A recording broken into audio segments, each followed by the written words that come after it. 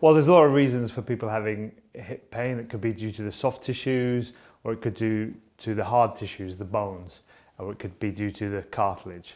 Obviously, the emergency is something broken, and that's an emergency. But other than that, all other things can be managed and looked at and treated accordingly. Traditionally, hip pain presents with pain in the groin, but it can present with pain on the outside and also at the back. Stiffness is sometimes seen as well, and sometimes they have a limp. So a combination of pain in the groin, stiffness, and maybe a limp. The vast majority of these conditions can be treated without surgery.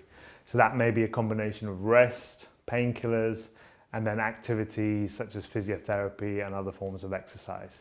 Only very rarely do we find something that we say, okay, you need surgery for this.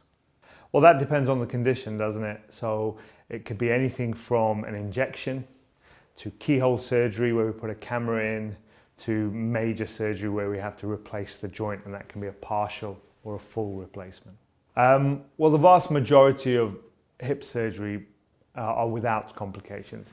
A very small percentage of people do unfortunately suffer from complications. The main ones obviously being infection, bleeding, and dislocation.